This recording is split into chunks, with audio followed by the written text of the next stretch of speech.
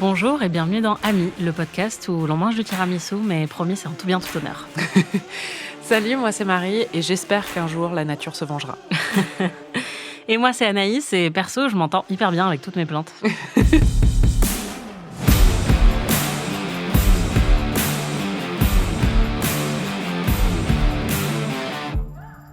Cette semaine, on découvre ou redécouvre un film très intéressant. Une œuvre. Voilà, une œuvre. Non identifiée.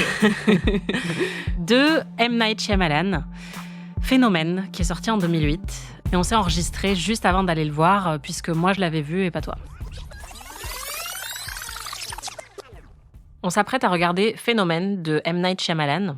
Qu'est-ce que tu sais de ce film ? Je sais pas. C'est The Happening en anglais. Bah franchement, je vois pas. Enfin, j'ai dû savoir, mais je sais que j'aime bien Shyamalan en vrai. Hein. Même les films qui sont censés être nuls. Donc, c'est pas celui où ils sont sur la plage et ils vieillissent hyper vite ? Non, ça c'est Old. Ouais, d'accord. La plage qui rend vieux. Il a toujours des très bons concepts. En fait, c'est cool parce que tu peux résumer tous ces films en 3 mots. Tout ce que je peux te dire, c'est que moi, je ne l'ai vu qu'une fois, dans le cadre d'une projection spéciale au Alamo Drafthouse à Austin, mon cinéma préféré, qui parfois projette des films pour s'en moquer. Et ils ont plusieurs manières de faire ça. Parfois, ils font venir des humoristes qui font une sorte de stand-up pendant que le film est en cours. Mais là, c'était un cas de figure où ils nous donnent un numéro de téléphone au début du film. Et en fait, on peut envoyer des blagues et elles apparaissent à l'écran. Comme si on faisait un live tweet et on peut choisir des pseudos et tout. Et donc, tu peux un peu roaster le film ou te moquer du film en direct en envoyant des textos. Trop et bien. tu vois les blagues des autres pendant que tu regardes le film. Donc, mon expérience a été totalement teintée par ça. C'est-à-dire que je peux pas le prendre au sérieux dans tous les cas. Et ça se prêtait très bien à l'exercice quand je l'ai vu. Mais je l'ai pas revu depuis et c'était il y a plus de 10 ans. Je te montre l'affiche. Avec Mark Wahlberg. Ah, on est bien là. J'imagine que c'est un truc de zombie. C'est un truc de zombie ? Non, pas dans mon souvenir. C'est un truc d'extraterrestre ? Je peux pas te dire en fait. Est-ce qu'il y a un twist final ?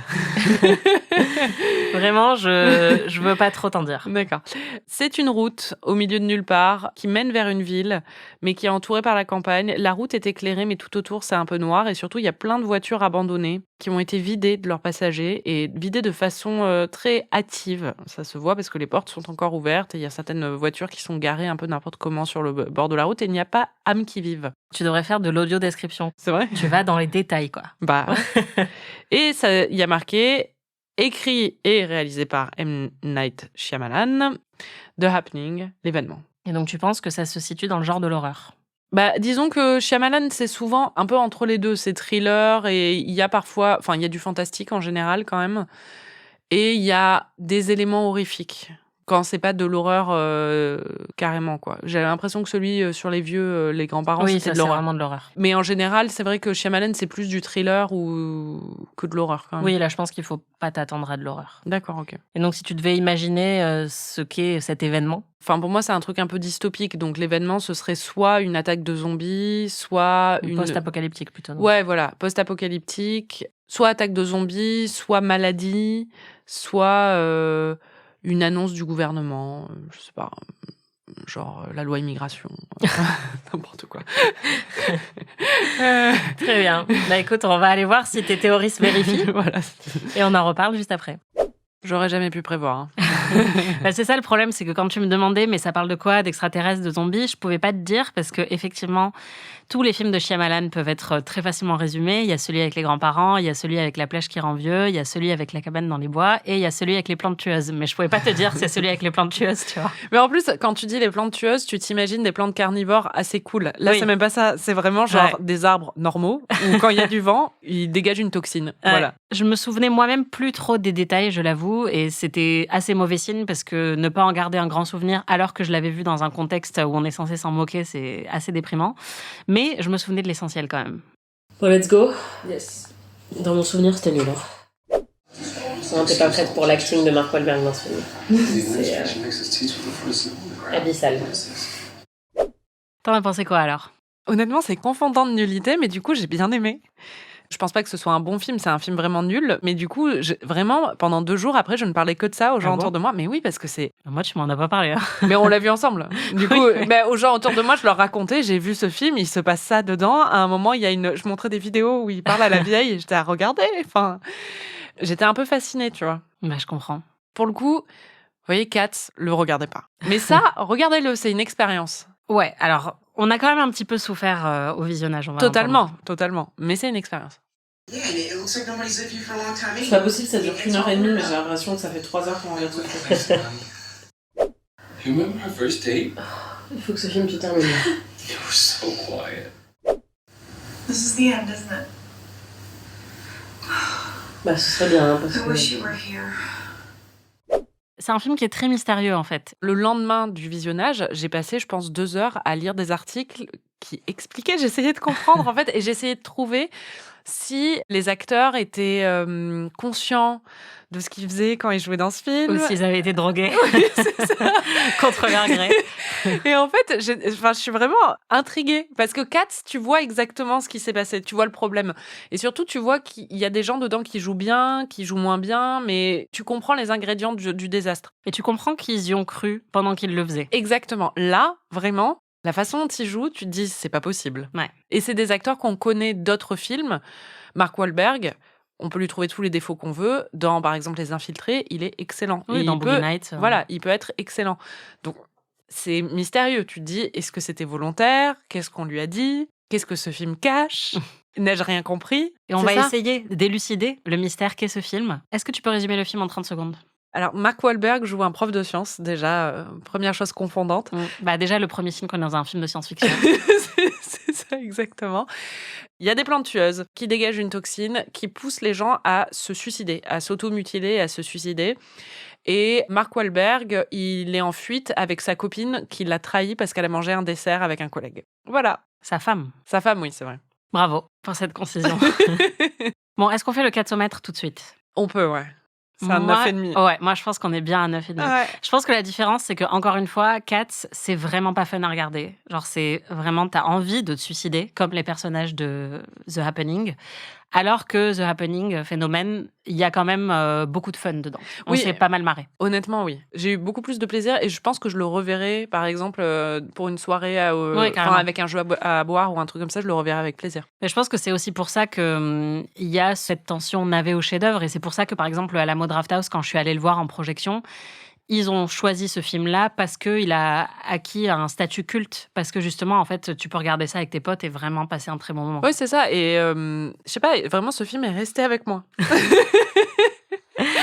Ça, c'est un twist très Shyamalanesque. C'est ça, un peu comme le Covid parfois, mais enfin, tu vois, c'est pas forcément positif, mais Ouais. il est resté avec moi, quoi. Cheese and crackers. Je suis prof de physique chimie. Why did it start in parks? It's the same story. What do you mean? Everyone's dead? What?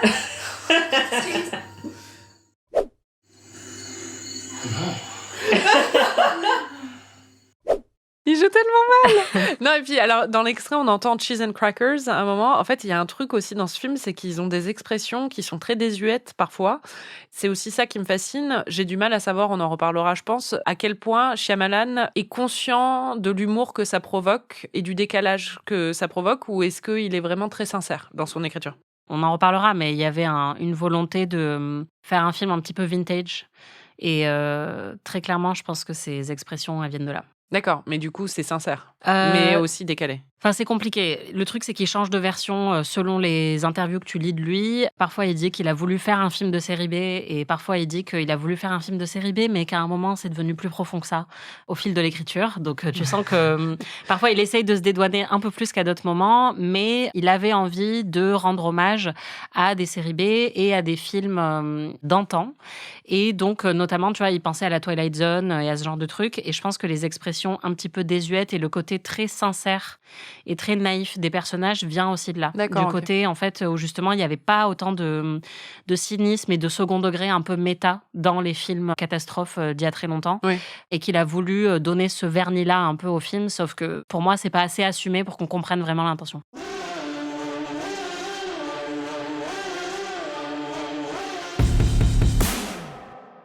Vous l'avez entendu dans les extraits qu'on vient d'écouter, la personne qui nous fait le plus réagir, c'est Mark Wahlberg. Ouais, Marky Mark. Ouais, qui joue donc le rôle principal, le rôle du prof dans ce film. Il y a aussi Zooey Deschanel qui joue sa femme, Ouais. qui, pareil, est plutôt une bonne actrice d'habitude. Et là, Oui, alors on après, comprend pas trop ce qu'elle veut faire. Zoé Deschanel, honnêtement, c'est une assez bonne actrice, mais elle a quand même pas une gamme de jeux qui est très, très développée. Enfin, moi, j'ai jamais trouvé. Après, j'ai regardé tout New Girl. Je l'ai vu aussi dans 500 jours ensemble ou des choses comme ça. C'était pas le même niveau. Là, c'est stupéfiant. Ouais, en fait, elle-même a dit que, en parlant de ce film, que la comédie lui parlait plus. Oui, c'est ça. Ça se voit parce qu'il y a des moments, en fait, t'arrives pas à comprendre ce qu'elle essaie de faire. Il y a des moments, elle bug, en fait. Enfin, t'as l'impression qu'elle est genre... En plus, c'est bon, elle a des très grands yeux, elle écarquille vachement les yeux. C'est qui? Je crois que c'est Scorsese qui veut pas que ses acteurs... Je regardais un documentaire récemment sur sa monteuse qui est très connue, Tema Schulmacher. Elle parlait du fait que Scorsese refuse que ses acteurs bougent les sourcils, enfin qu'ils utilisent trop les sourcils pour jouer la comédie parce qu'il trouve que c'est une béquille en fait et que c'est pas sincère. Et elle a typiquement ça, où elle va ouvrir grand les yeux, où elle va être un peu écarquillée ou des choses comme ça. Et c'est comme ça qu'elle joue et c'est pas du tout naturel. Quand c'est dans une comédie comme New Girl, ça fonctionne. Là, en plus, tu ne sais pas si c'est une comédie ou quelque chose de sérieux. C'est très désarçonnant, quoi. Mais le problème, c'est que comme l'intrigue, c'est qu'il y a des toxines qui influent sur les capacités cérébrales des gens, quand en plus t'as des mauvais acteurs ou des acteurs qui jouent mal, tu te dis, est-ce que c'est à cause des toxines des plantes Ça, tu me disais ou est-ce pendant que le film c'est parce qu'ils jouent mal? Tu me disais, je crois qu'il va y avoir une révélation sur le fait que c'est les toxines. Et en en fait, ouais, pas c'est du ça. tout. Enfin, en fait, j'ai vraiment essayé de faire preuve de bonne foi envers ce film. Mais c'était compliqué. Il y a aussi John Leguizamo qui joue le meilleur pote du prof, donc de Mark Wahlberg. Et leurs routes vont se séparer à un moment. Et lui aussi, c'est un acteur qui est vraiment très bon, qui a énormément tourné au cinéma et en série. Et là, c'est pareil. En fait, il est complètement plat. Enfin, en fait, eux et même tous les autres acteurs, on a l'impression qu'ils n'ont jamais eu d'interaction humaine. C'est ça. Et qu'ils n'ont jamais prononcé des mots. C'est ça, c'est plus que plat. C'est que j'ai l'impression qu'on est dans une autre dimension.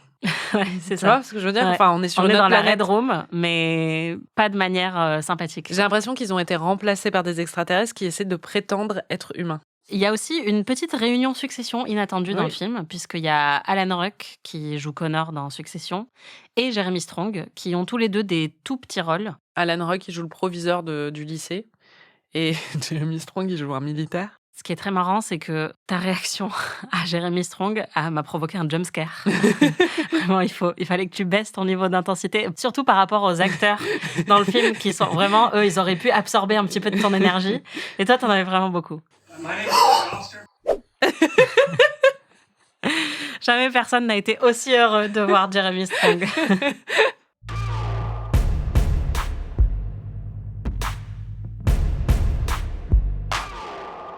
Bon, l'histoire commence avec un événement quand même qui met la puce à l'oreille à tout le monde, puisque tu l'as dit, il y a des plantes tueuses, mais on ne le sait pas tout de suite. Au début, ce qu'on voit, c'est qu'il y a plusieurs personnes qui commencent à se suicider par vagues.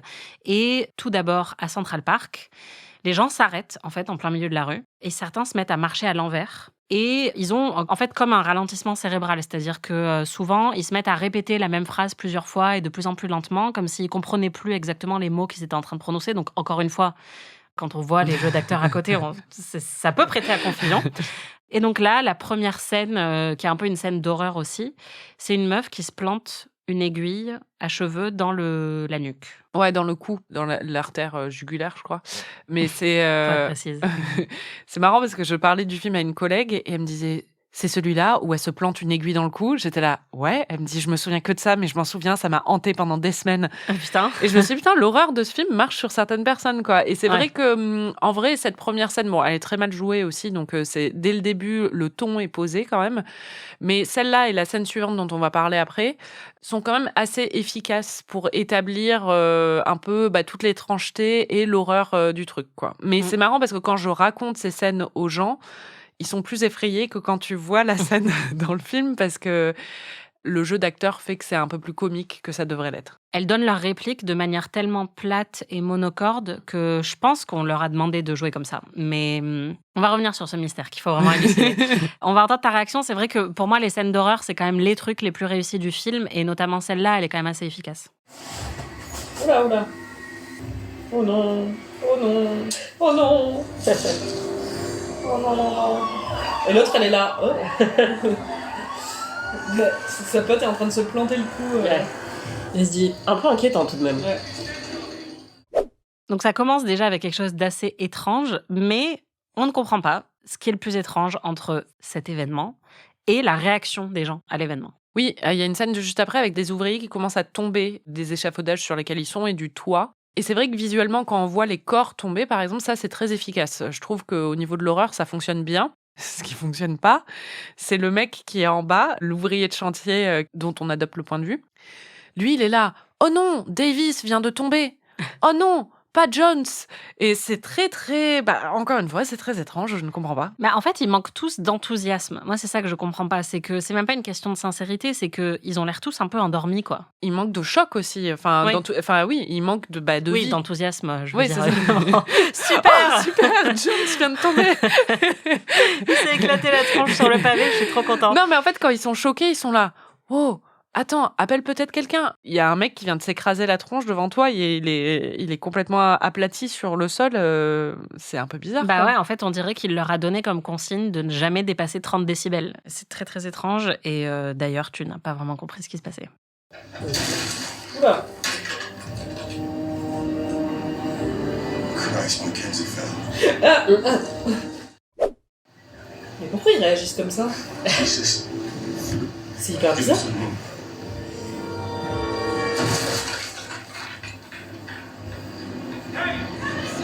David? Mais... Et au bout de 6 minutes de film, tu as tiré ta conclusion sur ce qu'on était en train de regarder. Ah ouais, ok, c'est débile. He said we should dismiss the students. Anaïs, on peut arrêter le film, c'est un arrêt. So we can back when this is over. Je crois que le deuxième extrait, il est en train de parler à ses élèves, donc Mark Wahlberg, parce que après les 2 scènes d'ouverture à New York, on arrive à Philadelphia et on le découvre en tant que prof de sciences. Déjà, le cours, c'est censé être un prof cool, ça fonctionne pas du tout. Mais surtout, il y a des moments qui sont bizarres. Par exemple, à un moment, il leur dit « Hé les gars, attendez !» pour leur parler. Et puis après, il fait « Non, rien. » Et tu comprends que c'est peut-être parce qu'il veut les prévenir de quelque chose ou leur dire qu'il les aime. Je sais pas, c'est leur prof, mais c'est étrange. Mais en fait, la façon dont c'est écrit et joué, c'est... Je ne sais pas. Il y a littéralement personne qui se comporte normalement dans ce film. C'est ça.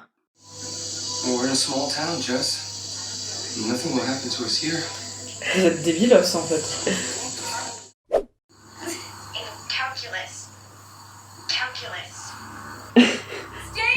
Calcul, tiramisu.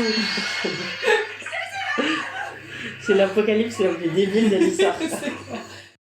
Oui, parce qu'il faut quand même préciser que cette scène, c'est donc une personne qui est en train d'être contaminée par la toxine, qui est au téléphone avec sa mère, et tout ce qu'elle dit, c'est calcul.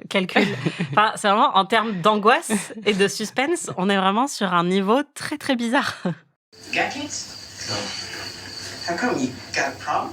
Oh, mais c'est très étrange. C'est vraiment écrit à la truelle, en fait. C'est ça le truc, c'est que c'est ça qui est choquant. C'est pour ça qu'on se demande s'il a fait exprès. Parce que Shyamalan, j'ai déjà dit plusieurs fois dans ce podcast, par exemple, Le Village, moi j'adore ce film et il y a d'autres Incassables ou des choses comme ça qui sont vraiment très bons. Et là, à un moment, on croise 2 adolescents, donc qui les accompagnent sur leur route pendant, 10 minutes à peu près du film. Qui courent à côté d'eux dans le pré. Voilà, c'est Et ça. pendant qu'ils sont en train de courir à distance comme ça, ils disent « Comment tu t'appelles ?» C'est ça. Ils échangent leur prénom pendant qu'ils sont en train de courir, c'est absurde. Et après, parce que j'imagine que Shyamalan essaie d'établir un enjeu émotionnel par rapport au fait qu'ils n'ont pas d'enfants encore, Mark Wahlberg et Zooey Deschanel. Mais pour l'établir, en fait, il utilise cet enfant de 13 ans qui dit « T'as des enfants ? Mais pourquoi t'as pas d'enfants ? Comment ça se fait ?» Des questions qu'un enfant de 13 ans ne poserait jamais, en fait. Ouais, Enfin, c'est il clair. est en train de dire « T'as un problème ?» Oui, enfin, ça... si t'as pas d'enfant, c'est parce que t'as un problème. C'est ça, très ils sont absurde. en pleine apocalypse. Il en a rien à faire de ces enfants. C'est confondant. Du coup, on a quand même passé tout le film à se demander si c'était fait exprès ou pas. So you thought there couldn't be any more evil that we invented? Mais en fait, il leur a dit de jouer mal. C'est cette scène que tu m'avais montrée? Non. Il y a pire? Bien sûr que What kind of terrorists are these? Mais ils sont complètement cons. C'est vraiment grotesque en fait. Mais c'est fait exprès. Bah, j'espère. On va se dire ça. Il faut se dire ça. Good, you? Mais c'est pas possible. Qu'est-ce qui se passe? Enfin non, mais c'est expliqué par l'intrigue à un moment quand même. Bah, je crois. Hein. Et non. Non. You like hot dogs, don't you? Non, mais les personnages secondaires sont incroyables aussi. À chaque fois, ils se surpassent les uns les autres. Et c'est fou parce que justement, le mystère autour de est-ce que c'est fait exprès, pour moi, est plus puissant que le mystère des plantes tueuses. Tu vois Ah, ce que mais je veux dire? complètement. Peut-être qu'en fait, c'était ça son plan dès le départ. Hein. C'est ça. Just keep it to yourself. Qu'est-ce qui se passe? The world don't care about me. There's something happening in a few states. In this region, it's not safe. Mais qu'est-ce qui se passe? Mais c'est délirant en fait. C'est Bridgerton à côté, c'est. un chef-d'œuvre. Ouais. Un chef-d'œuvre de subtilité. Ouais. Non, j'arrive pas à y croire en fait. Enfin, vraiment, j'arrive pas à y croire. J'arrive pas à croire déjà qu'il ait écrit ça, qu'il ait fait ça, de façon sincère. Et j'arrive pas à croire qu'un studio de production l'ait laissé diffuser ça. Bon alors, à ton avis, il faut qu'on tranche. Est-ce que c'est fait exprès ou pas? Franchement, en regardant le film, je me suis dit oui. Je pouvais pas croire en fait qu'autant de gens aient participé à une œuvre avec ce résultat sans vouloir ce résultat. Ouais. Mais après, je suis allée lire des articles en ligne et des choses comme ça, et j'ai pas l'impression. J'ai l'impression que tout le monde a été un peu surpris par le résultat final, quoi. En fait, plus je m'éloigne du film, plus je prends de la distance, plus je me dis que c'était fait exprès. Parce que je ne peux pas le concevoir autrement. C'est ça. Mais c'est ce que je disais tout à l'heure, ce qui est assez amusant et révélateur, c'est que Shyamalan lui-même change de version. C'est-à-dire qu'il a dit, avant que le film sorte, qu'il avait toujours eu l'idée de faire un film B, et vraiment un excellent film B, enfin un film de série B. Et donc, dans ce sens-là, je peux totalement le comprendre. Et il y a plein de moments qui indiquent ça. Parce qu'il y a des moments où on sent quand même que c'est volontaire, qu'il y a un vrai humour un peu décalé, deadpan. On sait aussi que ces acteurs sont généralement bons. Donc, pourquoi là, ils auraient joué tellement mal? On sait que les acteurs sont bons dans les films de Shyamalan de manière générale, donc c'est pas comme si c'était un mauvais directeur d'acteurs, même si ça peut varier. Il y a des films dans lesquels tu te dis qu'est-ce qui s'est passé. Donc, il y a plusieurs éléments qui permettent d'accréditer la thèse de c'est fait exprès. Mais après, tu vois aussi, par exemple, les producteurs du film qui, dans les featurettes sur le tournage, disent « Nous, ce qu'on voulait vraiment raconter, c'était derrière cette histoire d'apocalypse, l'histoire d'un couple en crise qui va se trouver au milieu de la fin du monde. » Et là, t'es là, mais ce n'est pas possible.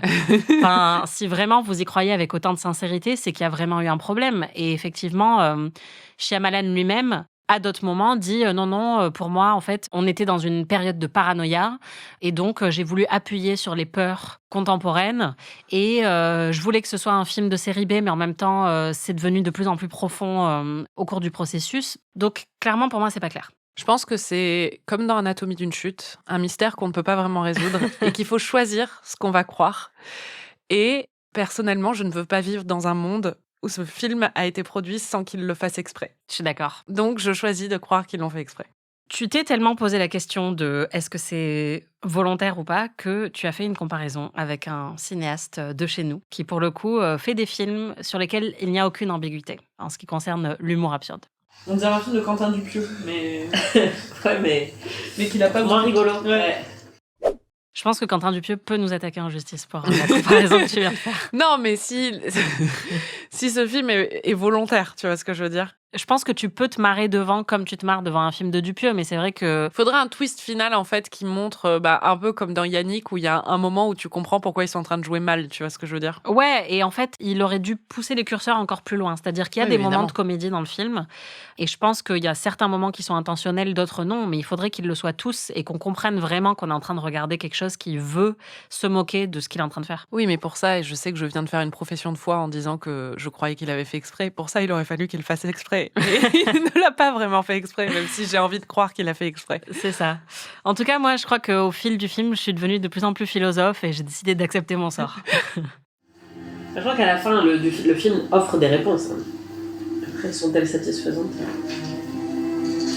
Et surtout, méritait-elle ce voyage qu'on a accompli jusque-là? Pas du tout. Ok, Raphaël Enthoven. La réponse est je ne sais pas. Ce genre, le doute subsiste. Mais bon, le pire dans tout ça, mais aussi le plus savoureux, il faut dire, ouais, c'est le meilleur. c'est le jeu de Mark Wahlberg. Ah, j'ai adoré. Qui est exceptionnellement nul. Et qui est, en fait, d'une telle sincérité, mais qui joue comme quelqu'un qui n'a jamais essayé de jouer la comédie et qui serait très, très, très mauvais dans un cours de théâtre débutant en CM2. En CM2, il y a plus de sincérité, il y a plus de spontanéité. Moi, honnêtement, j'étais meilleure en CM2. Je pense que c'est quelqu'un qui ne sait pas ce que c'est que jouer la comédie, qui n'a jamais vu un film ou une pièce de théâtre et qui ne connaît pas le concept. Tu vois ce que je veux dire? On dirait qu'on lui a fait un lavage de cerveau juste avant de le mettre sur le tournage et qu'on a dit là, tu vois ces trucs qui bougent sur la page, c'est des mots. Essaye de les lire. Voilà. Tu vas voir, ça va passer tout seul. Il y a un moment que je t'avais peut-être un petit peu survendu, mais qui m'avait beaucoup marqué au moment de mon visionnage d'origine, aussi parce qu'il a été ensuite détourné et parodié. Et c'est une scène qui illustre parfaitement toute cette sincérité de Mark Wahlberg. Est-ce que tu veux décrire la scène ? Oui, alors, ce qui est fou quand même, c'est que leur périple dure en fait 24 heures. Mais on a un peu l'impression qu'il a duré 3 semaines en regardant le film. Mais donc, au bout de 12 heures de route en fuyant Philadelphie, ils se retrouvent dans une cabane dans les bois, chez une vieille dame qui vit très isolée et qui a l'air un peu déséquilibrée. La première interaction qu'il a avec elle, elle lui dit « Pourquoi vous regardez ma limonade ?» Voilà, exactement. Elle pense qu'il en veut à sa limonade. Et après, ils dînent ensemble. Donc, il y a lui, sa meuf, jouée par Zooey Deschanel, et une petite fille. On expliquera plus tard comment ils se sont retrouvés avec elle. Parce qu'ils devaient se retrouver avec un enfant à un moment pour apprendre à avoir un enfant. Et en fait, cette vieille dame, déjà pendant le dîner, elle a des comportements un peu erratiques. Et au moment d'aller se coucher, elle est dans l'embrasure de la porte et elle est en chemise de nuit. Et là, elle a l'air vraiment d'un personnage de film d'horreur. Hein. Et lui est sur le pas de la porte face à elle. Et elle lui dit vous êtes venu me voler des choses, c'est ça d'abord. Oui. Et après, elle lui dit vous comptez m'égorger dans mon sommeil, c'est ça? Et lui, il est là. Hein? Mais comment ça? Non. Ah bah non, pas du tout. Planning on stealing something? No, ma'am, we're not. Plan on murdering me in my sleep? What? No. What? No. Et donc, il y a eu un remix de ce moment. Et c'est une vidéo que j'ai vraiment beaucoup trop regardée, je dois l'avouer. C'est vraiment un banger, en fait. On va l'écouter. What? No. What? No. What? No. Ma'am, we're not. What? No. What? No. What? No. What? I hear you whispering. What? No. What? No. What? No. What? No. Un bop. Voilà, si vous vous demandez ce que j'ai fait pendant toute l'année 2010, c'était juste chanter ça. En boucle.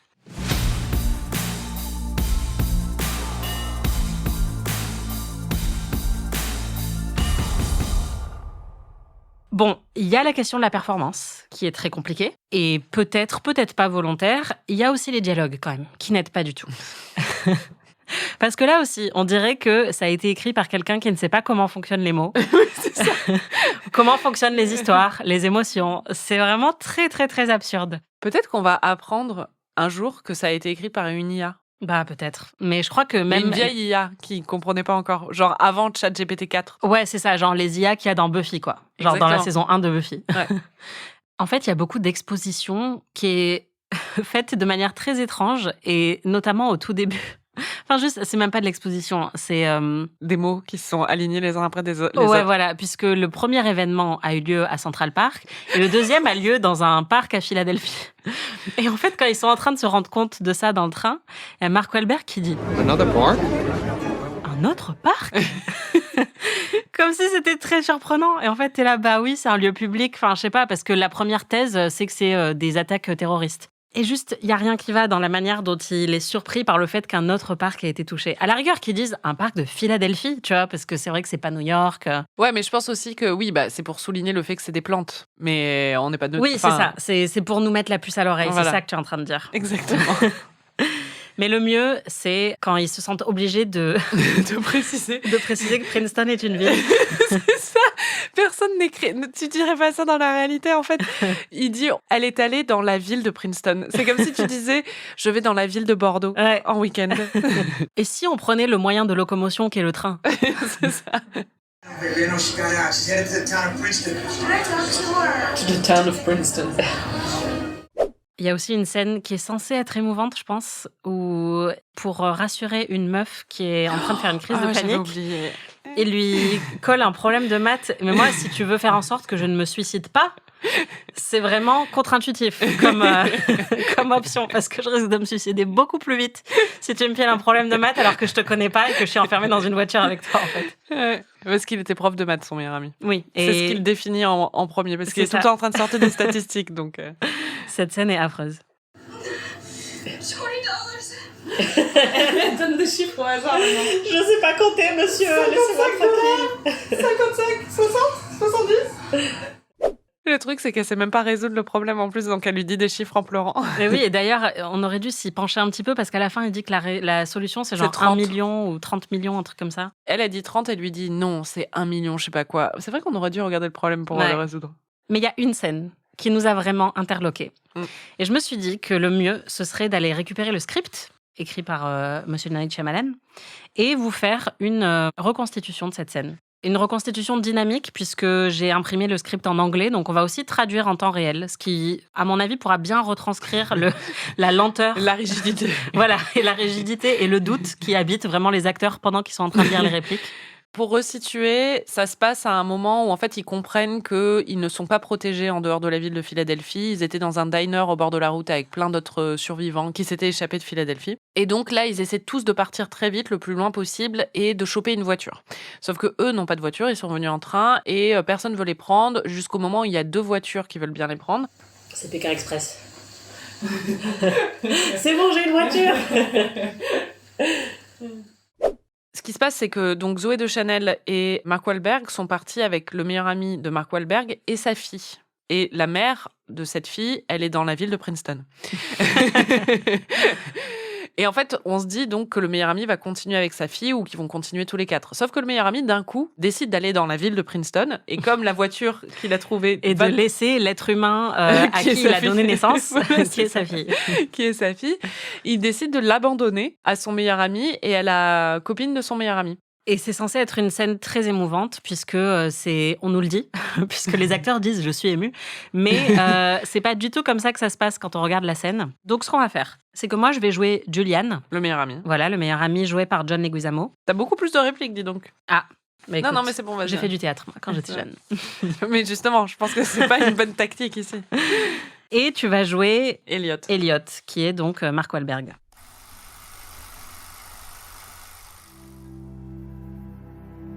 Julian et Elliot se regardent. Je ne peux pas joindre Yvette par email. Elle se rendait à Princeton avec un bus. Il y a une voiture qui se dirige vers cette ville pour aller récupérer de la famille et des amis. Ils pointent vers une voiture remplie de gens anxieux. La voiture klaxonne. Elliot dit « Ceci est un événement mondial, Julian. » Elle cherchait un cadeau d'anniversaire pour Jess. Une maison de poupée. C'est pour ça qu'elle n'était pas à la maison. Julian devient ému. Je vais aller la chercher et la ramener et vous trouver. Elliot est silencieux. Je me souviens le jour où je l'ai rencontrée. C'était en dehors d'un coffee shop à New York. Elliot le regarde. Ne me fais pas ça. Je fais de mon mieux pour ne pas m'effondrer. Elliot regarde ailleurs et dit Quelle est la probabilité mathématique que Princeton n'ait pas été touché déjà ? Tu veux que je te parle de chiffres et de pourcentages pour qu'on se sente tous les deux mieux ? Ils se regardent tous les deux et Elliot acquiesce. 62. 62% de chance que ça ira bien. Elliot rit. Julian sourit à son ami et se tourne vers Alma et il fait un geste en montrant Jess. Est-ce que vous pourriez la prendre ? Alma se dirige vers Jess et Julian murmure à Alma. Ne prends pas la main de ma fille, à moins de vraiment le vouloir. Mais Voilà. il le dit de façon un peu agressive.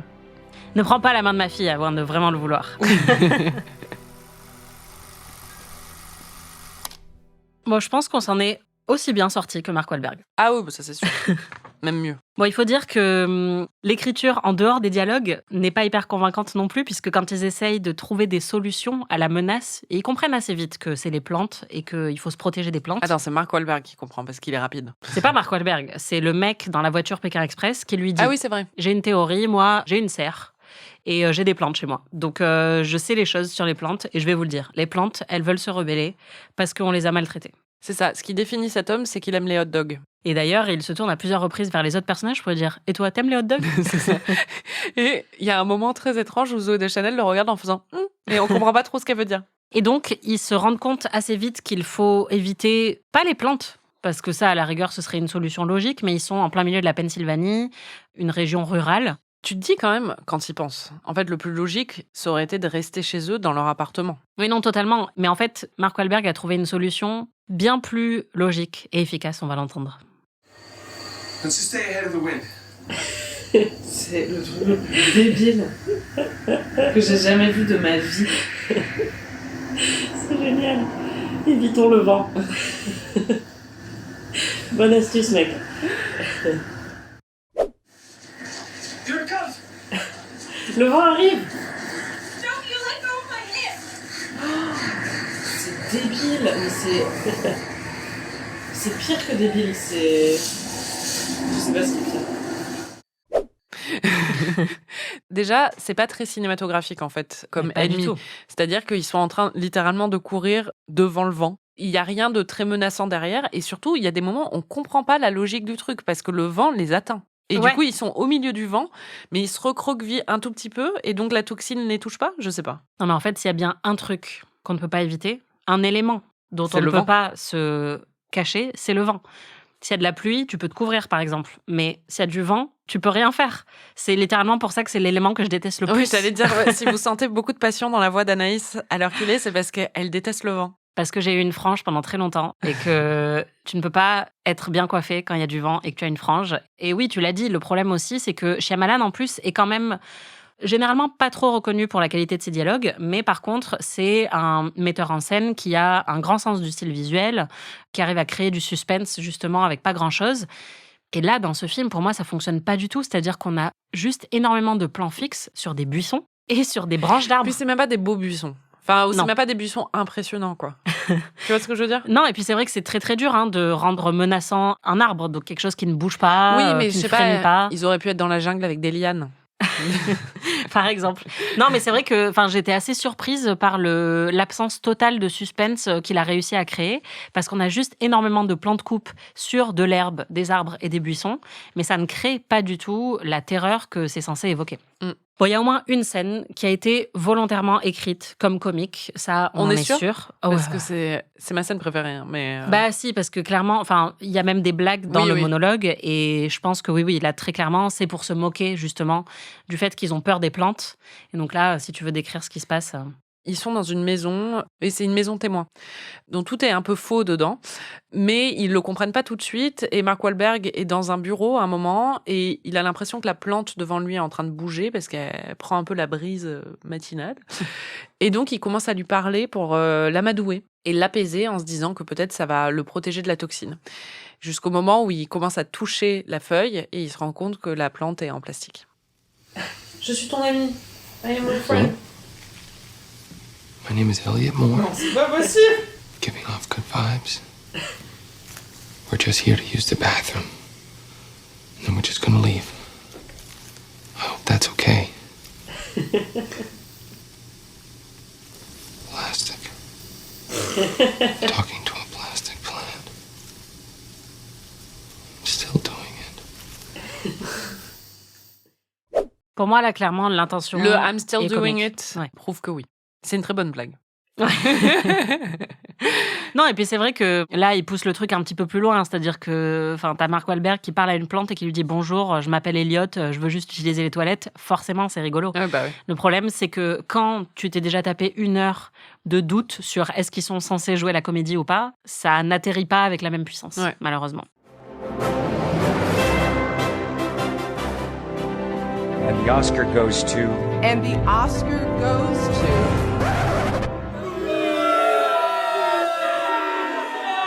C'est nul! On va faire un petit retour sur les critiques qui n'ont pas été très généreuses, tu t'en doutes. Bon, déjà, tu l'avais vu, le film a 18% sur Rotten Tomatoes, 2,2 sur Allociné. The New Republic a dit que ce film provoquait une stupéfaction. Un film si stupide dans sa conception et inepte dans son exécution qu'après l'avoir vu, on se demande presque s'il était réel ou imaginé. C'est vrai que ça crée C'est une vrai, espèce mais de, c'est ça, ouais, hein. de transe, en fait, Mais c'est ça, d'hypnose. vraiment, ouais. Collider, ça m'a fait beaucoup rire. C'était une critique qui a été publiée avant la sortie du film et je pense que ça a beaucoup contribué aussi à créer le buzz négatif autour. Le critique de Collider a dit « The Happening », donc phénomène, est vraiment un très, très mauvais film. Et je dis ça sans hyperbole, mais je pense que Mark Wahlberg livre peut-être la pire performance que j'ai vue de toute ma vie. Et ensuite, il dit, ce que Shyamalan réalise, c'est que c'est très, très difficile de faire une coupe vers un arbre qui a l'air menaçant. Mais ça ne l'empêche pas d'essayer. Alors, ce qui est très drôle, c'est qu'il y a aussi eu des réactions plus positives au film, et je pense qu'elles venaient justement en réaction au mauvais buzz qui avait été bâti avant même la sortie, et notamment Manohla Dargis du New York Times, qui a dit qu'en fait, tout le monde avait décidé que ce serait nul avant que le film sorte, et donc je pense que ça se sent aussi dans la critique qu'elle a voulu lui trouver des points positifs. Bon, elle dit que la performance de Mark Wahlberg est solide, et que sa présence sincère et investie ancre l'histoire et lui donne un but, contrairement à Madame Deschanel, qui semble fort surprise ou fort alarmée d'être dans ce film. Oui, c'est ça. Mais alors après, c'est là que ça se corse parce que c'est le genre de compliments qui font vraiment pas plaisir. Elle dit « Il y a après tout un certain plaisir à observer un magicien sortir même un lapin galeux d'un chapeau usé. » Mais voilà le truc avec les scénarios catastrophes, ils nécessitent soit une sortie de secours, soit le poids de la tragédie. Simplement bousculer le monde parce qu'il nous énerve, ça ne suffit pas. Et je pense que là, elle a vraiment mis le doigt sur le truc, c'est-à-dire qu'un bon film catastrophe, pour moi, il faut qu'il ait plus de pathos. Et là, il n'y a pas vraiment de pathos dans le film. Enfin, puis il n'y a pas de catastrophe, en fait. Pas vraiment. Non. Il pourrait y en avoir une, mais elle paraît pas si inévitable que ça. Roger Ebert, qu'on cite souvent ici, je ne sais pas si tu l'as vu, mais il a mis 3 étoiles à ce film. C'est vrai ? Sur 4. Ouais. Il a dit qu'il trouvait le film étrangement touchant. On sent que vraiment, il se ramollissait un petit peu en 2008. C'était... Il était un peu trop bisounours. Mais ce qui est marrant, c'est que là aussi, en fait, il explique pourquoi il a aimé le film. Il lui trouve tous les défauts dont on a parlé, mais il dit « Ça fait un petit moment que je me dis que nous sommes dans l'acte final avec la planète. » que nous avons insulté la planète tellement qu'elle ne pourra plus s'occuper de nous, elle est épuisée. Ça ne m'avait jamais traversé l'esprit que la végétation puisse nous exterminer. Mais ce que j'admire avec Phénomène, c'est que son rythme et sa substance m'ont permis d'examiner ces pensées-là. Donc vraiment, ça encore, c'est un compliment vraiment à la con, quoi. C'est genre, en fait, je me suis tellement fait chier que j'ai commencé à penser à la planète et à l'écologie. La France a beaucoup aimé. C'est pas vrai. Ouais. La France, les critiques français. Les critiques français ont beaucoup aimé ce film. Il y a vraiment beaucoup de critiques plutôt positives. Thomas Sautinel au Monde a mis 4 étoiles. Et il nous dit « Le réalisateur du 6e sens a décidé de renouer avec le public en lui proposant un produit très prisé ces temps-ci, une histoire d'apocalypse et de survivants. » M. Night Shyamalan, qui déteste qu'on le confonde avec d'autres cinéastes, a procédé à rebours de ses confrères. Et donc là, il compare à Je suis une légende, qui était sorti au même moment, qui, selon lui, était une vieille série B gonflée en super production et en effets numériques étourdissants. Il y a plein de coquilles dans son article. Phénomène, à l'inverse, est un film ambitieux que M. Night Shyamalan a revêtu des atours de la série B. Ce qui arrive aux survivants est assez palpitant, jamais terrorisant et souvent émouvant. Et en fait, je pense que là, on a un peu la clé du truc, c'est que c'est arrivé dans un contexte où il y avait plein de films un peu boum-boum, films catastrophes boum-boum, oui. Et que celui-là est beaucoup plus calme. En entendant cette critique, ce que ça m'évoque, c'est que j'admire quand même plus ce film que d'autres parce que je trouve qu'il essaie de faire quelque chose au moins. Tu vois ce que je veux dire ? Je suis d'accord. Il y a une audace dedans et il y a une sincérité justement qui est dérangeante parce que tu te demandes comment il a pu être sincère sans avoir de second degré par rapport à ça. Mais en même temps, je trouve que c'est pour ça que c'est resté avec moi après, même si ça m'a insupporté sur le coup, c'est que cette sincérité, elle est touchante au final. Et c'est le truc avec Shyamalan, c'est qu'il s'en est pris plein la tronche pendant des années, tout ça, mais il continue à faire son truc et il continue à faire ces twists qui sont parfois des gimmicks, qui sont parfois trop sincères ou des choses comme ça. Et parfois ça fonctionne moins bien, mais je trouve qu'il a une audace et une honnêteté dans son propos que je trouve assez admirable au final, quoi. Je pense que c'est pour ça qu'il a à la fois énormément de détracteurs et énormément de défenseurs, parce que effectivement, il a une grande sincérité dans ce qu'il fait. Il est très passionné, ça se voit et ça se sent dans tous ses films. On sent que c'est pas un truc qu'il a fait à l'arrache. Et c'est aussi quelqu'un qui fait ses propres films, c'est-à-dire que tu peux pas vraiment le comparer à grand monde dans l'écosystème actuel. Voilà, c'est ça. Personne d'autre n'a fait Phénomène. Enfin, par exemple, Cats, le problème, c'est une grosse production hollywoodienne qui est moche et qui est plate et qui a pas de personnalité. Là, on peut pas reprocher ça à ce film. C'est qu'il est très étrange et complètement lunaire et franchement nul, mais il est nul avec sincérité. Bah, c'est ça. Et avec audace. Ouais. En fait, je l'ai lu dans beaucoup de critiques et c'était aussi dans la critique de Roger Ebert, je ne l'ai pas lu en entier, mais lui aussi a souligné ça, le fait qu'il y a beaucoup d'archétypes dans les films catastrophes où les gens vont être en panique totale et se tourner un peu les uns contre les autres, en fait, s'entretuer à la gare, hurler. Et en fait, c'est vrai que là, à l'inverse, on est dans un film qui est très calme, on l'a dit, tout le monde murmure, en fait, mais il y avait un côté peut-être apaisant pour beaucoup de critiques à l'époque qui se sont dit, au moins, il fait pas comme tous les autres films catastrophes. Et c'est vrai que les gens sont plutôt dans la confusion, ils prennent le train et ils regardent un peu les actus ensemble, ils se partagent des infos, ils se disent « Ah, mais t'as vu ça ?» Et c'est vrai que peut-être que les critiques en avaient marre de voir juste des gens se hurler dessus et s'entretuer.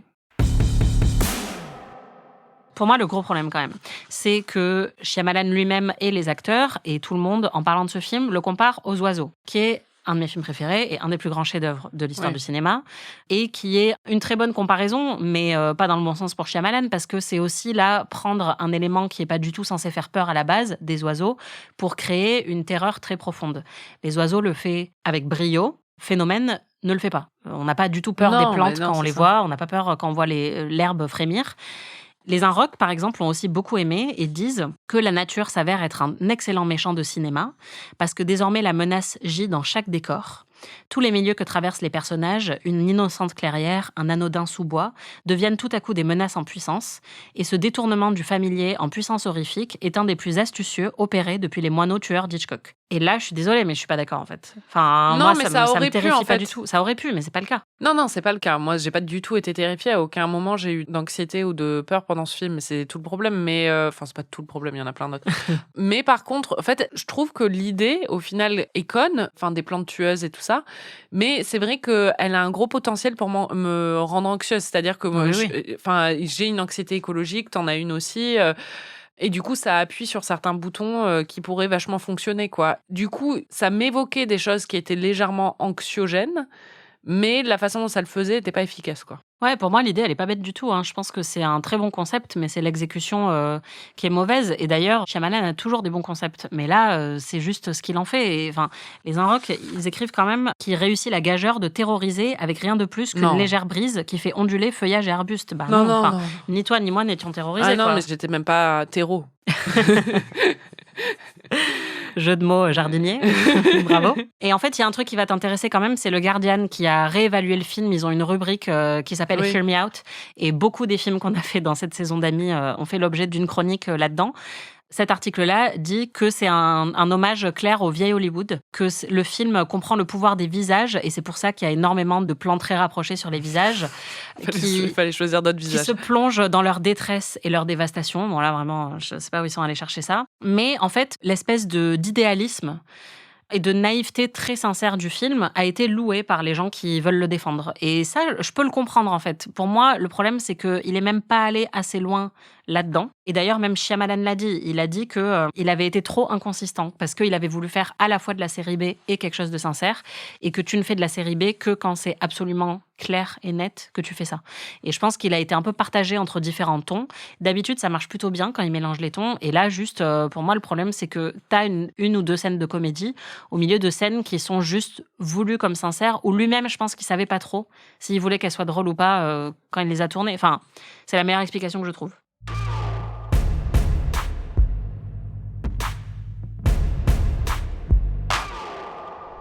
Il y a quand même quelques moments d'horreur qui sont réussis. Pour moi, c'est les meilleurs moments, et c'est parce qu'il y a du gore, en fait. Et je trouve que là, il réussit toujours plutôt bien. Mais c'est pareil dans le Sixième Sens. Moi, ce qui m'a le plus marqué, c'est les moments vraiment de gore, où il y a du vomi, notamment. Et là, il y en a un avec une tondeuse, que personnellement, j'ai trouvé très efficace. Ce qui est assez marrant, c'est que du coup, vu que le principe, c'est que les gens se suicident, il essaie de trouver quand même des façons créatives pour eux de se suicider.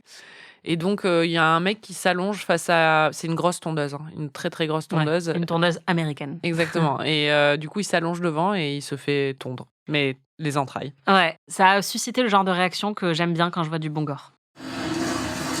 Comme Jérémy Renard. Il y a un autre moment, moi, que je trouve bien, c'est quand ils sont dans la voiture avec le prof et qui fait le problème de maths. Et après, Il y a un plan large et on voit la voiture aller se cracher sur un arbre. Je trouve que ce moment est très réussi. Et après, lui, il sort totalement indemne de la voiture et il se taille les veines. Et là aussi, en fait, il y a là, le calme total de cette scène, je trouve qu'il fonctionne très bien. Parce que ça suscite une angoisse bien plus puissante que s'il y avait plein de cris. Le problème, c'est que c'est pas toujours le cas. Et D'ailleurs, après... tu l'as dit pendant le film, mais un des trucs de ce film, c'est qu'il n'y a pas de musique. Oui, il y en a très peu et elle est pas très bonne parce que quand il y en a, en fait, elle est pas si mémorable que ça. Mais je pense que là aussi, c'était une intention, en fait, de créer quelque chose d'anti-sensationnaliste, peut-être en réaction à d'autres films catastrophes que tu pouvais avoir à l'époque. Et ça marche pour moi que dans 10% des cas. Il y a quand même un moment qui nous a bien fait réagir toutes les deux, c'est quand la vieille dame qui provoque le What No de Mark Wahlberg décide de s'empaler contre ses propres vitres. Là, je trouve que c'est très réussi aussi. Et toi, t'avais un petit peu la frousse. Oui. Oh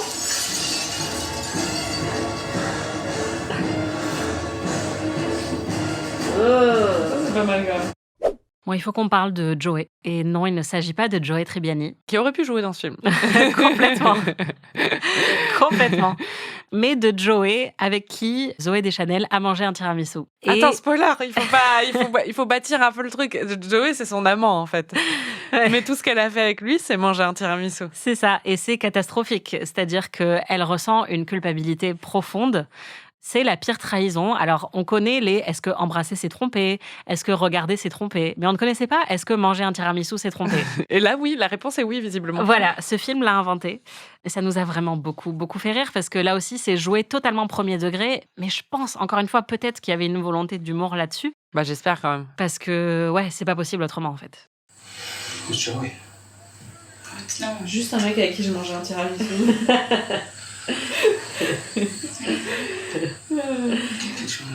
Comment tu as osé manger un tiramisu avec Joe? Comment t'as pu me faire ça? Je savais que t'étais pas engagée dans cette relation. His name is Joey. He's at work. We went out and we had dessert. I went out and I had Mais c'est dessert pas with him possible. and I told him I worked late and I didn't work late. And I'm feeling really guilty in case we're gonna die. Just wanted you to know. Mais c'est pas possible. Lie to me. Mais quoi? Mais le tiramisu, c'est un mot codé, dessert, c'est un mot codé pour genre cunilingus. Je sais pas, je comprends pas en fait. Est-ce que tu as une théorie sur la signification du tiramisu ? Ma théorie, en fait, c'est pas hyper fun, mais je pense que très clairement, Alma, donc le personnage joué par Zooey Deschanel, est dépressive et elle traverse une dépression et l'idée c'est aussi de la sortir de ça et tout. Donc je me demande si c'est aussi un commentaire sur le fait de se focaliser sur des trucs ridicules et de culpabiliser sur des trucs ridicules quand on va pas bien, quoi. Enfin, tu vois. Là, on dirait vraiment moi avec mes théories Twin Peaks, quoi. C'est partir très très loin quand même. Je vois pas trop de second degré quand même. Enfin, c'est-à-dire que comme le film est très premier degré sur tout le long, à part 2-3 scènes, le tiramisu, il n'est pas joué comme un truc de second degré dans le film. C'est marrant, mais si c'est du second degré, c'est pas évident. Elle pourrait totalement être très anxieuse à l'idée d'avoir pris un verre avec un collègue à la sortie du boulot, tu vois. Oui, bien sûr. Ou d'être allé au restaurant avec un mec à la sortie du boulot. Ou d'entretenir une ambiguïté avec quelqu'un du travail, quoi. Voilà, mais là, c'est de choisir de nous dire qu'ils ont partagé un tiramisu qui est vraiment drôle. C'est-à-dire que pourquoi il a voulu inclure... Ça peut être très sensuel, hein. Partager un dessert, déjà. Ouais, mais le tiramisu, c'est un peu baveux. Hein. Ou c'est fondant. C'est onctueux. Non, moi je pense que c'est le même côté désuet que les expressions dont on parlait au début. Et donc je pense que si il a vraiment voulu faire une espèce de throwback au vieil Hollywood et à une sorte d'innocence, enfin il y a par exemple le papier du Guardian parle de Capra, quoi. Il dit il a voulu revenir à cette espèce de bienveillance naïve de l'époque. Ouais.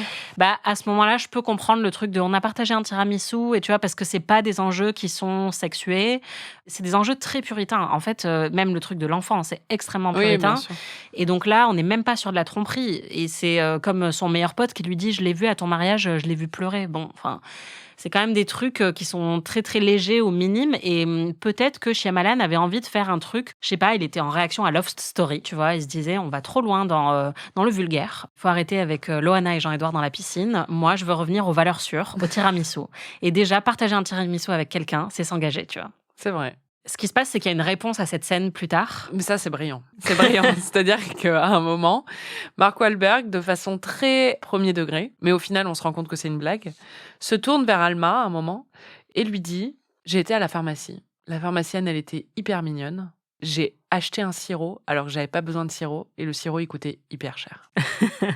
Mais il lui dit parce qu'elle vient de lui confesser l'histoire du C'est tiramisu. Elle lui dit est-ce que toi ça t'est déjà arrivé de faire quelque chose comme ça? Elle lui pose la question? Je crois, ouais. Ah, parce que non, moi j'avais l'impression que c'était un truc où il lui racontait ça. Il va falloir qu'on ressorte les magnétos, Serge. Ouais, je suis plus sûre. Mais enfin, parce que moi j'avais l'impression qu'il lui disait ça vraiment pour tourner son truc un peu en dérision et pour lui dire bon, c'est pas grave. Hein, enfin. Moi, je l'ai pas compris comme ça. Hein. J'ai pas compris qu'il y avait une blague dedans. Ah si, bah si quand même. Enfin, en tout cas, pas de la part du personnage de Mark Wahlberg. Pour moi, il le dit avec énormément de sincérité aussi, où il lui dit bah moi aussi, ça m'est arrivé de faire un truc un peu limite, tu vois. Non. Pour moi, c'était vraiment une blague pour lui dire qu'il fallait pas qu'elle s'en fasse, que c'était ridicule son truc, tu vois, et que du coup, c'est pour ça qu'elle lui dit thank you après, tu vois. Ouais, bah en tout cas, ça prouve qu'encore une fois, il y a une grosse ambiguïté quand même sur ce film. Hein. Tous les mystères de ce film. Ouais. Pourquoi ils sont comme ça? If we're gonna die, I want you to know something. Moi aussi, j'ai mangé un tiramisu. It was a really good looking pharmacist behind the counter. Mais c'est pas possible. Really good. I went up and I asked where the cough syrup was.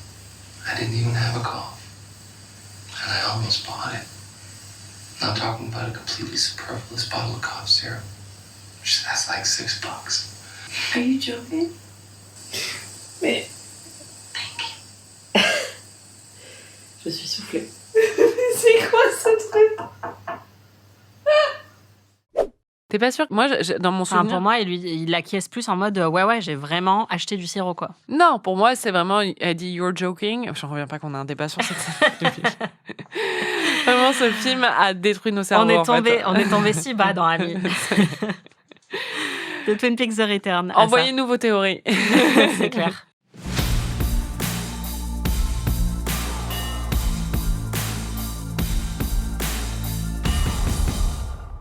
Même la fin est décevante puisque c'est une des caractéristiques de Shyamalan et il a été parfois même un peu trop réduit à ça, mais c'est le fait qu'il aime bien les twists à la fin des films.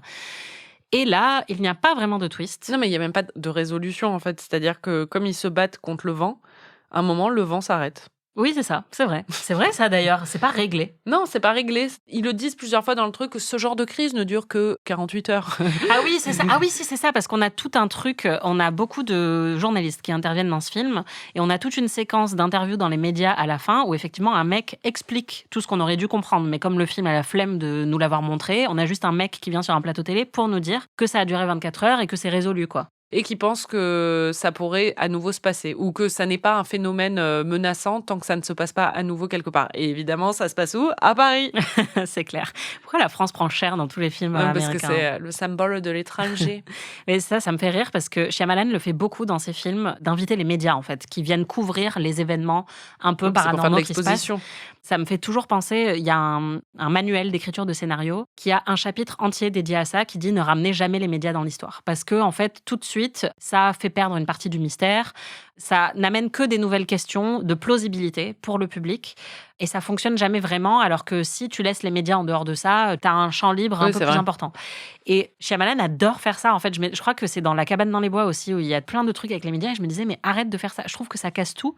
Et en plus, c'est de l'exposition un petit peu bancale. Oui, bah oui. Parce que là, tout le truc, on l'apprend, on l'apprend par ces interventions médiatiques. Alors que justement, tu te dis souvent dans les médias, il faudrait que les médias soient aussi touchés. Il faudrait qu'il y ait des gens qui se suicident à la télé. Il y a plein de choses qui invitent plus de questions que de réponses. Mais effectivement, à la fin, c'est genre 3 mois plus tard. Ouais, 3 mois plus tard ou 6 mois plus tard, ils vivent avec la petite et Alma est enceinte parce qu'ils ont enfin accepté le fait qu'ils allaient être parents. Voilà, parce qu'il faut procréer pour que ça se finisse bien. D'ailleurs, si c'était vraiment un message écolo, peut-être pas la bonne solution. Et il y a un truc que j'ai trouvé, je pense, qui donne un peu trop de crédit à ce film, mais toujours dans la défense du Guardian, en fait, eux, ils disent que c'est le moment le plus glaçant, la fin, puisqu'on nous dit qu'il s'est passé tout ça et que au final, 3 mois après, tout le monde s'en fout, tout le monde est retourné vaquer à ses occupations. C'est vrai. L'école reprend, eux, ils vont faire un enfant. Et donc, en fait, les plantes qui se rebellent contre l'humanité en disant « vous en avez trop fait, la planète est à bout de force », tout le monde s'en tape. Jusqu'à ce que les plantes attaquent Paris. Exactement. Et là, ils vont au moins rigoler.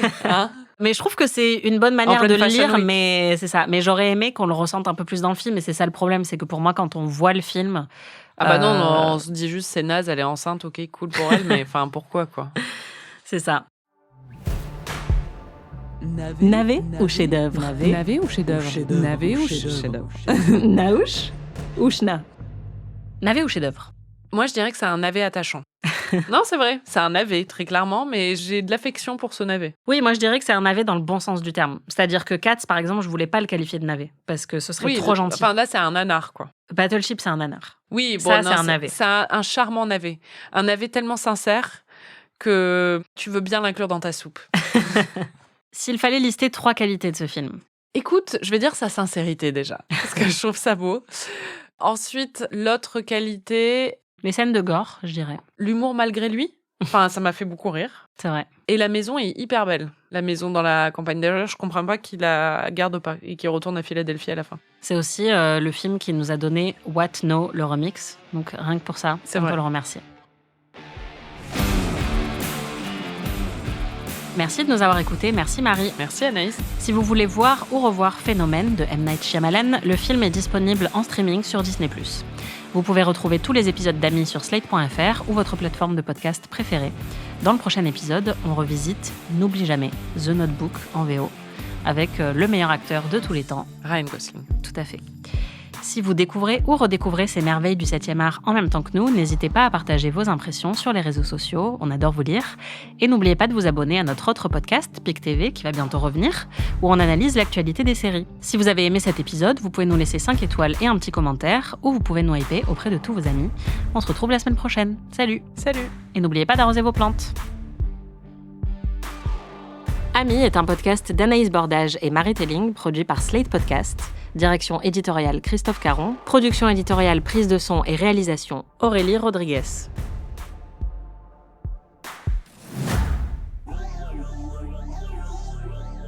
Il y a quand même un truc qui ne change pas, c'est toujours tes considérations pratiques. Il a pris que ça comme affaire, c'est l'apocalypse. Oh, le mec, il a pris un sac à dos, quoi. C'est bien qu'il parte vite de Philadelphie, mais quand même. C'est vrai. Et tout le monde là, depuis le début. Enfin, vraiment, tu as l'impression que... Comme quoi, la direction d'acteur, c'est important. Ouais. Close the windows and the doors, Alma. Why? Mrs. Parce qu'il y a des plantes tueuses, t'as pas compris encore? Close the windows. Why is this happening? I don't know for On sure. se pose la même question, mec. Il vit à Philadelphia. Non, je vais peut-être pas rentrer autant dans les détails, il faut que j'arrête. Il y a des plantes tueuses qui dégagent une toxine qui Merci. pousse les gens. Quoi? Non, parce que t'allais commencer à faire. Oui, Alors, bah, il vit à Philadelphie. je sais, Il porte une chemise marron avec des carreaux. Je ne peux pas laisser Yvette sur email. Déjà, ça commence mal, je comprends pas. Non, je ne peux pas get. Ah oui. Je ne... J'avais lu let. En fait, c'est... Ouh. Ouais. C'est ma voix qui a fait ça? Ouais. Elle est bizarre? Ouais.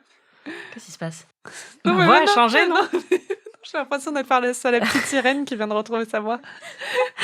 Ma voix a pas changé? Non, ça va. D'accord. En fait, c'est les dialogues d'exposition qui sont très étranges. Et ma voix a changé, on est d'accord? Qu'est-ce qui se passe? Elle a mué. What? No! What? C'est hyper bizarre.